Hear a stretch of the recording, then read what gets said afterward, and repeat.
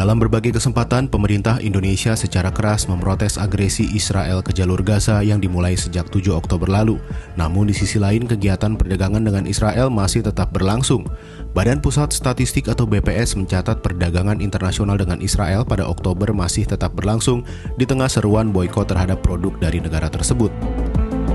Deputi Bidang Statistik Distribusi dan Jasa BPS Puji Ismartini dalam konferensi pers pada Rabu 15 November 2023 menjelaskan impor Indonesia dari Israel pada Oktober lalu tercatat sebesar 2,53 juta dolar AS atau setara 40,22 miliar rupiah. Nilai ini naik 999 ribu dolar AS dibandingkan bulan sebelumnya. Adapun komoditas penyumbang impor terbesar adalah mesin dan pesawat mekanik yang mencapai 734 ribu dolar AS pada Oktober 2023, disusul peralatan listrik, perangkat optik hingga bahan kimia organik maupun anorganik.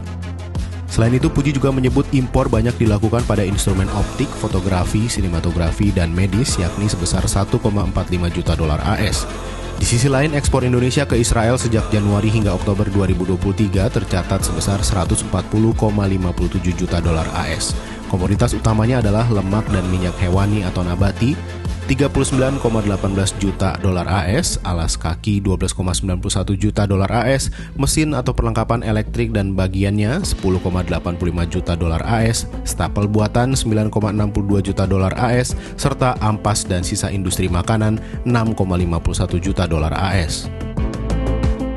Dirjen Perdagangan Luar Negeri Kementerian Perdagangan Budi Santoso pada Oktober lalu menjelaskan ada kemungkinan impor barang dari Israel bisa saja dilakukan melalui negara lain sebagai pihak ketiga. Impor lewat negara ketiga inilah yang membuat Kemendak sulit mengendalikannya. Senada dengan Budi, PLT Kepala BPS Amalia Adininggar juga mengatakan importasi dari Israel boleh dilakukan meskipun negara itu belum memiliki hubungan diplomatik dengan Indonesia, lantaran impor barang dari Israel dilakukan secara business to business atau B2B antar pelaku usaha di kedua negara. Seperti termaktub dalam bab 10 Peraturan Menteri Luar Negeri atau Permenlu nomor 3 tahun 2019.